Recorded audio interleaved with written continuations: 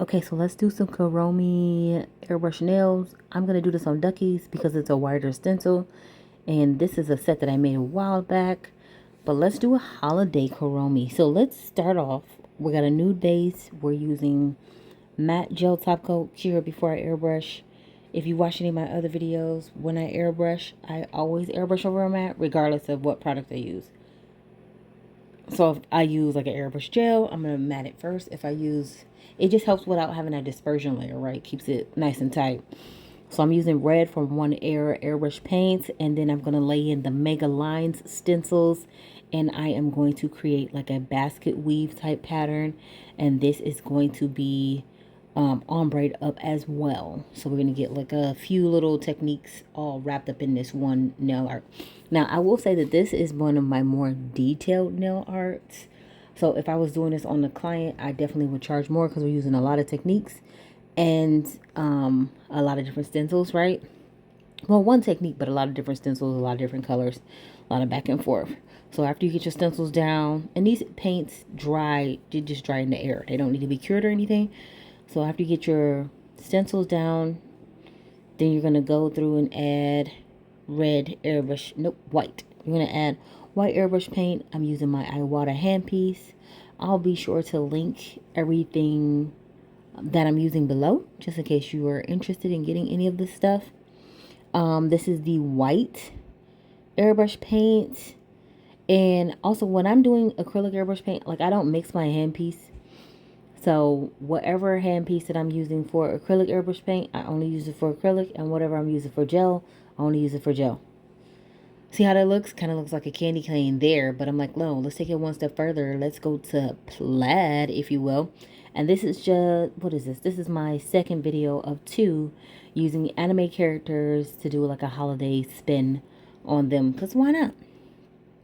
I'm taking the same stencils I just used to go the opposite way and taking them the opposite way, basically. It's real simple. And so once you got everything marked off, what you're going to do is you're going to airbrush it with white, but you're going to do it like lighter than you did the first application. Why? Because I want you to still know that like, oh, it is lines under there with paint. But, you know, you'll be able to tell the difference in levels, right? It just makes it look more realistic. So after we lay in our paint that way, then we're going to go ahead and grab our stencil. It's very, very easy to do, especially once you get the hang of it. I don't want you thinking like, oh, I got to be creative to do airbrush nail art. And you don't. This is actually not even creativity. This is a technical skill, because I know if I do an ombre and lay these mega lines down on them, then it's going to give me this Basketweave pattern over ombre. That's a technical skill. It wasn't anything creative about that. So after I'm done with this, then I'm going to go ahead and grab my leaves. Not holly. Let's go with a fir. Maybe it's a Douglas fir. Anyways, and we're going to hit it with some green. Now, I do mask off the areas that I do not want to get paint on because I don't want to get green everywhere. That is not the theme. We're just using some greenery. But that's about it. And then once I do it with the green, I'm going to add a little bit of black to my green. And it's going to make my leaves look very much more real. It just gives it like an extra pop. It makes the other green like stand out. I can't explain it, but you can see it when I pull the stencil off. And so just do a little light touches here and there. Also, this is not technical. This is not creativity either. This is literally technical skill. When I took a painting class a long time ago, they talk about like highlights and lowlights using white and using black. That is where that information came from for me when I'm airbrushing. So I'm going to grab my Kuromi. If I'm saying it wrong, I apologize. Correct me in the comments.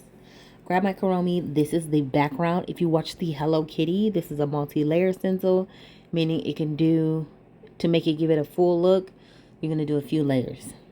This one, we're going to spray this layer all black. And then, of course, you see me again masking off areas where I do not want to get the black paint. Whenever I send stencils out, different orders, I always make sure that I have a little salvage in there so you can use it to do the same thing. This one actually has to be all the way back black. The Hello Kitty did not, because it was like a layer and it was her full body. This one is a full body, but black is one of the main colors. And I wanted to make it as close to the cartoon as possible, so that's why I'm like sticking to the color theme. And it's really going to pop on this Basketweave base that we have here. So after that's all done being sprayed down, take off our stencil, nice and easy. Sweet.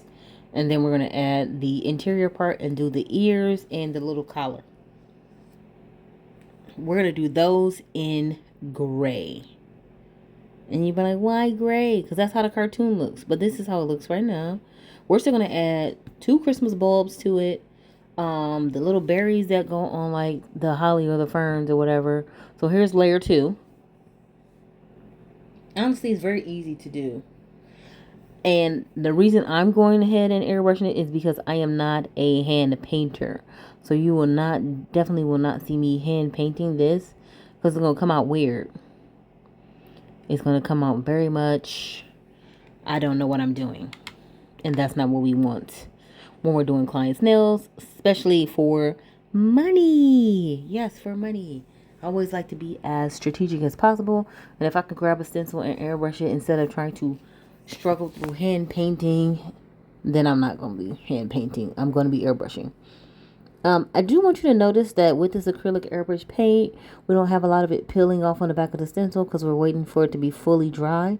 When you're doing like 3 or 4 nails at a time on a client, you have so much time operating on each nail one at a time that you do have time for the paints to dry. So now we're going to do the face and the body. And I don't know if this thing is a cat or what it's supposed to be, but whatever. So airbrush her face or his face. Is it a her? I don't know enough. I need to Google. On the stencil, right on top of the black, and it really just fits together like puzzle pieces, which is what I like. I like a little puzzle every now and again. I'm a puzzle girly. Okay, so after we got that part done, then we just need to add the little skull that goes on top of the hat. I think it's a hat. And the pink little, I guess it is beads on the end of her collar. I don't know. But the beads on the end of the collar. Now, what I do have is I have white and red in my handpiece to make a pink.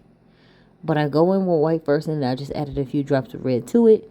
And then the pink really will pop very well. And so I like that. It's more of a red-based pink because technically we are doing this for Christmas, so why not? And so on this layer of the stencil, you see right there, that's the little eyeballs. So I'm going to go in next and do the eyes. So add the eyes, the nose, a little mouth. It's kind of doing a sneering thing. Don't ask me why, I don't know. It just is. And so once we airbrush that in with black, but also, like I said, make sure you mask off what you do not want to get paint on. I'm going to put a lot of resources for you at the link, link them down below. So you can thumb through and see what you're actually interested in, from the stencils to the paints to... Also, you know, I can link another video to this one. So, got the eyes and the nose and the mouth in. And I'm not overspraying. If you pay attention to how I'm spraying, I'm not saturating the stencil with it. I'm taking my time. I'm just spraying less, really, because I don't want it to flood that stencil. So let's grab our first ornament.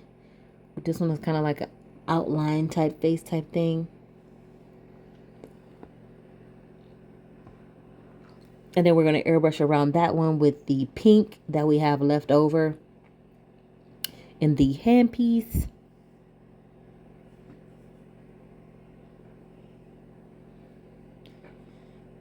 And after this is in, I'm going to add a bulb.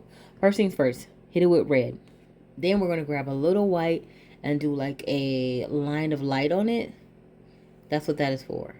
And so I also need to airbrush the top stem of the ornament. So I'm just going to flip my salvage piece of stencil masking down to the bottom. Sometimes it's finicky. And then I'm going to spray the top of the ornament white because it goes with the color thing that we have already. Okay, cool.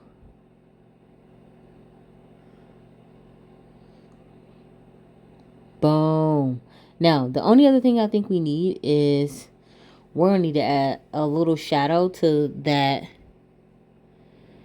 bulb because I feel like it's not standing out enough. And that's simple. Just find the interior part of this stencil. Put it face down. Oh, yeah, do the cherries first. They're not cherries.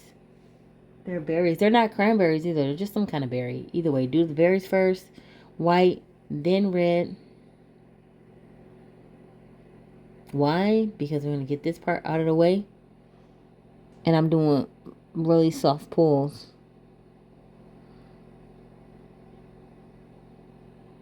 Okay, now we're going to add our red in.